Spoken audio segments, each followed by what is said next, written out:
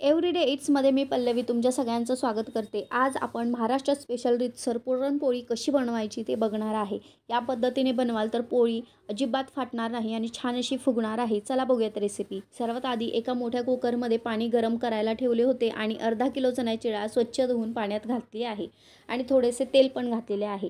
आता डाळ कुकरमध्ये घातली आहे म्हणजे शिट्ट्या करणार असं नाही. माझ्याकडे मोठा टोप नाही आहे म्हणून मी कुकरमध्ये घातला आहे. तोवर आपण बाकीची तयारी करून घेऊयात. त्याच्यासाठी मी अर्धा किलो गूळ बारीक चिरून घेणार आहे. ऑलरेडी बाजारामध्ये बारीक केलेला गूळही मिळतो तर तोही तुम्ही घेऊ शकता. आता आपली डाळ पण शिजली आहे, चेक करून बघूयात. दुसऱ्या साईडला मी अर्धा पातेलं पाणी गरम करायला ठेवलं होतं. आता ते पाणी आपण याच्यामध्ये घालून घ्यायचं आहे. तुमच्याकडे वेळ कमी असेल किंवा पटकन डाळ शिजवायची असेल तर तुम्ही कुकरमध्ये 5 ते 6 शिट्ट्या काढून घेऊ शकता. आता सगळं पाणी मी त्याच्यामध्ये घालून घेत आहे आणि त्याला छान अशी एक उकळी येऊन देणार आहे. आता एका मोठ्या गाळणीने आपण सगळी पाणी गाळून घ्यायचं आहे आणि डाळ वेगळी करून घेणार आहे. डाळ पूर्ण अशी वेगळी करून घ्यायची आहे आणि एका मोठ्या पातेल्यामध्ये डाळ काढून घ्यायची आहे. अर्धा वाटी डाळ मी बाजूला काढून घेणार आहे. का तर ते तुम्हाला मी नंतर सांगते. आता आपण बारीक केलेला गूळ डाळीमध्ये घालून घ्यायचा आहे आणि तो छान असा मिक्स होईपर्यंत चमच्याने ढवळून घ्यायचा आहे. लो फ्लेमवर सारखे सारखे ढवळून घ्या, नाहीतर गूळ खालून करपू शकतो, डाळ खालून करपू शकते. कारण गूळ पाणी सोडत असतो सतत, त्याच्यामुळे पळीने सारखं त्याला हलवत राहा. आता तुम्ही बघू शकता कसं छान असं पाणी सुटलं आहे. आता आपण त्याला लो फ्लेमवर ठेवून देऊया. त्यावर आपण वाटणाची तयारी करूयात. त्याच्या आमटी करण्यासाठी मी घेतलं आहे बारीक चिरलेलं खोबरं, 15 ते 20 पाकळ्या लसूण आणि 1 मिरची, कोथिंबीर आणि जिरे याची मी बारीक पेस्ट करून घेणार आहे. तोवर आपली डाळसुद्धा चांगली लो फ्लेमवर पाणी आटवत आहे. आपण एका साईडला मसाला करून घेऊयात. बघू शकता तुम्ही छान असा बारीक पेस्ट तयार झालेली आहे. आता बघूयात, डाळीतलं सगळं पाणी आटलेलं आहे, तुम्ही बघू शकता. आता याच्यामध्ये आपण घालून घेणार आहोत वेलची आणि सुंठ याची बारीक पूड करून मी घेतली आहे. त्यामध्ये मी 3 छोटे चमचे साखर घातली होती, कारण वेलची सुंठ थोडीशीच असते, ती प्रॉपर बारीक होण्यासाठी साखर थोडी घालायची म्हणजे छान अशी बारीक होते. त्यानंतर 5 मिनिट वाफ द्यायची आहे आणि थोडंसं जायफळ मी खिसून घातलं होतं, त्याने छान असा सुवास सुटला होता.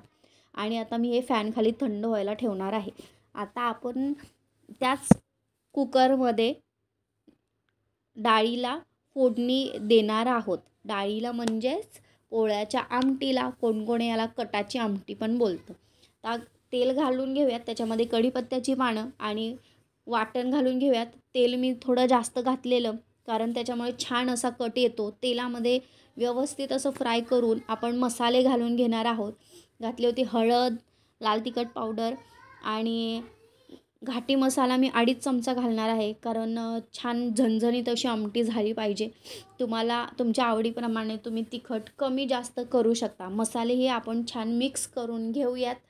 आणि आता आपण जी डाळ साईडला काढून घेतलेली ती सुद्धा मिक्सरमध्ये बारीक वाटून घ्यायची आहे. ती पण घालून आपण छान मिक्स करून घेऊयात. आणि आता आपण जे पाणी काढून घेतलेलं साईडला ते आपण त्याच्यामध्ये घालून घेणार आहे आणि छान अशी त्याची मस्त उकळी काढून घेणार आहे. मस्त असा सुवास सुटलेला, फोडणी देता देताच छान असा आमटीचा वास येत होता. आता चवीनुसार मीठ घालून घेऊयात आणि त्याची आपण उकळी काढून घेऊयात. दुसऱ्या बाजूला आपण एका छोट्या पातेल्यामध्ये पाणी घ्यायचं आहे आणि त्याच्यामध्ये आपण गूळ घालून घ्यायचा आहे गुळवणी बनवण्यासाठी. तर हे जे छोटे छोटे गुळाचे तुकडे आहेत हे गावाकडे मिळतात किंवा दुकानामध्ये पण मिळतात. आणि वेलचीचे थोडेसे साल ते घालून घ्यायचे आणि छान उकळी काढून घ्यायची. आता आमटीला सुद्धा उकळी आलेली आहे आणि गुळवणीला पण उकळी आलेली आहे. गॅस बंद करून घेऊयात. आणि पुरणसुद्धा आपलं थंड झालं आहे, तर ते एक कुकरच्या भांड्यामध्ये आपण काढून घ्यायचं आहे. आणि कुकरचं भांडं पूर्ण भरू नका, अर्धच भरा, नाहीतर पुरण व्यवस्थित वाटलं जात नाही. आता बघू शकता तुम्ही पुरणसुद्धा छान असं बारीक झालेलं आहे. असंच आपण सगळं पुरण वाटून घ्यायचं आहे. साधारणतः अर्धा किलो डाळीमध्ये एक कुकरचा डब्बा हा भरेल एवढं पुरण झालं होतं. त्याच्यामध्ये 20 ते 25 पोळ्या आरामशीर बनवू शकतात. मी 10 ते 12 लोकांचं जेवण बनवत होते म्हणून मी एवढी डाळ घेतलेली. तुम्ही तुमच्या क्वांटिटीनुसार कमी जास्त करू शकता. आता पीठ मळून घेऊयात. पिठामध्ये मी थोडंसं मीठ आणि हळद घातली आहे, त्यामुळे छान असा पोळीला कलर येणार आहे. थोडं थोडं पाणी घालून घ्यायचं आहे आणि पिठाचा गोळा तयार करायचा आहे. जास्त घट्ट किंवा जास्त पातळ असा करू नका. मीडियम एकदम असा लुसलुशीत मऊ गोळा तयार करायचा आहे. तेल लावून छान 10 मिनिट त्याला साईडला ठेवून द्यायचं आहे. 10 मिनिटानंतर परत त्याला एकदा थोडंसं ऑइल लावून छान असं मळून घ्यायचं आहे.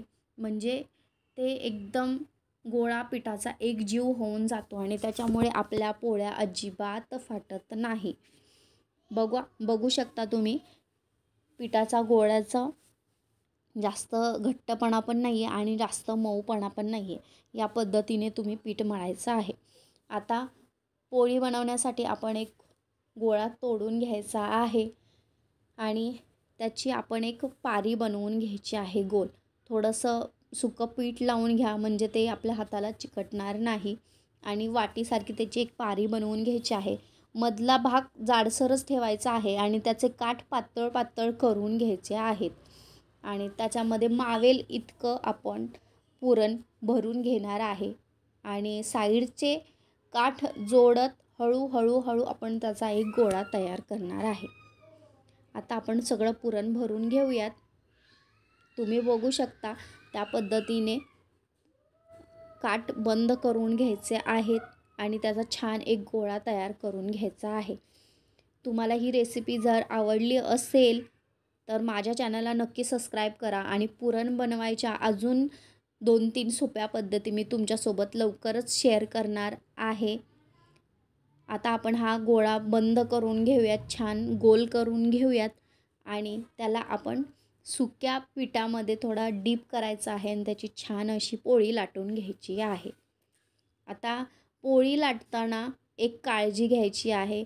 लाटणं एकदम जोरात असं प्रेस करायचं नाही. हलक्या हातानेच पोळी लाटा म्हणजे छान अशी ती लाटली जाते गोल आणि तुम्ही बघू शकता कशी छान अशी न फाटता गोल पोळी तयार होत आहे.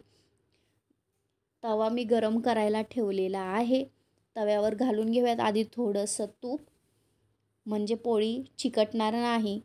आता आपण त्याच्यावर घालून घेऊयात पोळी आणि ती छान अशी दोन्ही साईडनी खरपूस भाजून घ्यायची आहे.